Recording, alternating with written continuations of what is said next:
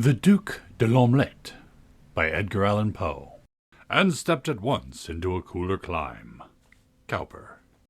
Keats fell by a criticism. Who was it died of the Andromache? Ignoble souls! De L'Omelette perished of an ortolan. L'histoire en est brève. Assist me, spirit of Apicius.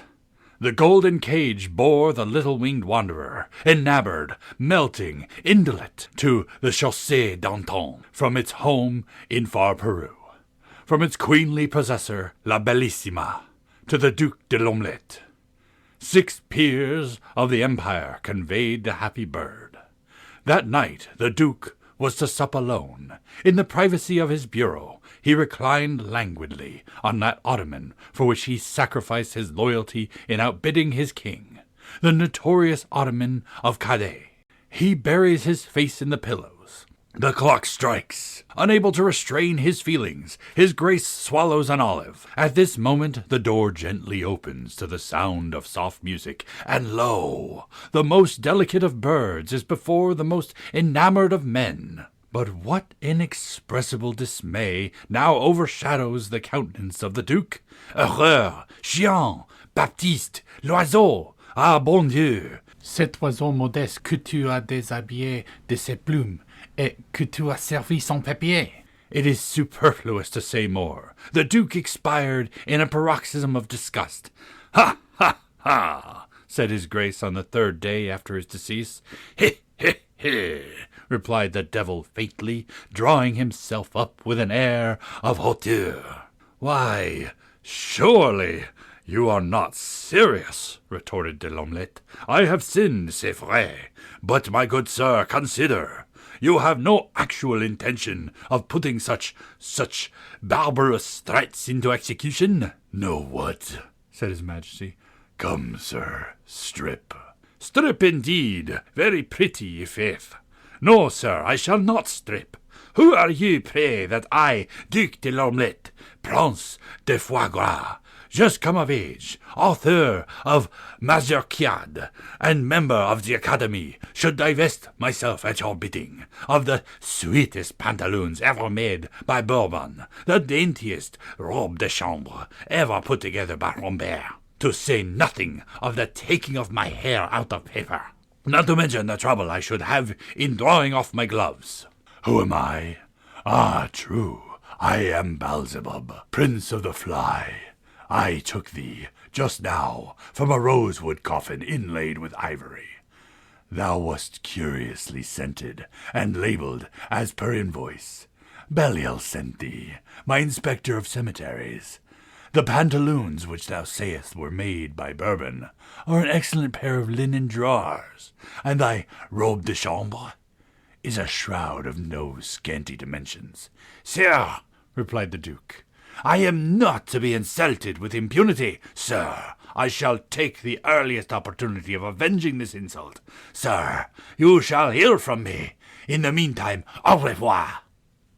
And the Duke was bowing himself out of the satanic presence, when he was interrupted and brought back by a gentleman in waiting. Hereupon his grace rubbed his eyes, yawned, shrugged his shoulders, reflected. Having become satisfied of his identity, he took a bird's-eye view of his whereabouts. The apartment was superb. Even de L'Omelette pronounced it bien comme il faut. It was not its length, nor its breadth, but its height. Ah, that was appalling! There was no ceiling, certainly none, but a dense whirling mass of fiery-colored clouds. His Grace's brain reeled as he glanced upwards. From above hung a chain of unknown blood-red metal, its upper end lost, like the city of Boston, parmi les nues. From its nether extremity swung a large cresset. The Duke knew it to be a ruby, but from it there poured a light so intense, so still, so terrible. Persia never worshipped such. Geber never imagined such. Mussulman never dreamed of such. When drugged with opium, he has tottered to a bed of poppies, his back to the flowers, and his face to the god Apollo. The Duke muttered a slight oath, decidedly approbatory. The corners of the room were rounded into niches. 3 of these were filled with statues of gigantic proportions. Their beauty was Grecian, their deformity Egyptian, their tout ensemble French. In the fourth niche, the statue was veiled. It was not colossal. But then there was a taper ankle, a sandaled foot. De L'Omelette pressed his hand upon his heart, closed his eyes, raised them, and caught his satanic majesty in a blush. But the paintings, Cupris, Astarte, Astoreth, 1,000 of the same, and Raphael has beheld them. Yes, Raphael has been here, for did he not paint the... And was he not consequently damned? The paintings! Oh, luxury! Oh, love! Who, gazing on those forbidden beauties, shall have eyes for the dainty devices of the golden frames that besprinkle, like stars, the hyacinth and porphyr walls? But the Duke's heart is fainting within him. He is not, however, as you suppose, dizzy with magnificence, nor drunk with the ecstatic breath of those innumerable censers. C'est vrai que tu songes, il en pense beaucoup, mais the Duc de L'Omelette is terror-stricken. For, through the lurid vista which a singular, uncurtained window is affording, lo, gleams the most ghastly of all fires. Le pauvre Duc!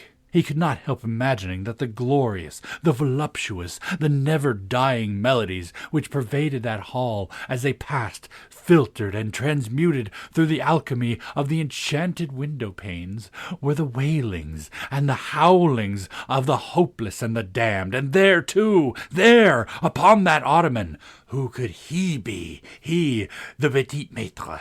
No, the deity, who sat as if carved in marble, et qui sourit, with his pale countenance, si amèrement, mais il faut agir. That is to say, a Frenchman never faints outright. Besides, his Grace hated a scene. De L'Omelette is himself again. There were some foils upon a table, some points also. The Duke had studied under Il avait tué ces 6 hommes. Now, then, il peut s'échapper. He measures 2 points, and with a grace inimitable, offers His Majesty the choice. Horreur! His Majesty does not fence. Mais il joue! How a happy thought! But His Grace had always an excellent memory. He had dipped in the Diable of Abbé Gaultier. Therein it is said que le diable n'ose pas refuser un jeu de cartes. But the chances, true, desperate, but scarcely more desperate than the Duke. Besides, was he not in the secret? Had he not skimmed over Père Le Brun? Was he not a member of Club 21? Si je perds, said he, je serai 2 fois perdu. I shall be doubly damned. Voilà tout. Here his Grace shrugged his shoulders. Si je gagnais, je revendrais à mes ortolans, que les cartes soient préparées. His Grace was all care, all attention, His Majesty all confidence. A spectator would have thought of Francis and Charles. His Grace thought of his game. His Majesty did not think. He shuffled. The Duke cut. The cards were dealt. The trump is turned. It is the King. No, it was the Queen. His Majesty cursed her masculine habiliment.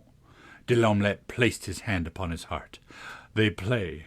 The Duke counts. The hand is out. His Majesty counts heavily, smiles, and is taking wine. The Duke slips a card. C'est à vous à faire, said His Majesty, cutting. His Grace bowed, dealt, and arose from the table en présentant le bois. His Majesty looked chagrined. Had Alexander not been Alexander, he would have been Diogenes, and the Duke assured his antagonist in taking leave que s'il n'eût pas été de L'Omelette, il n'aurait point d'objection d'être le diable. The end.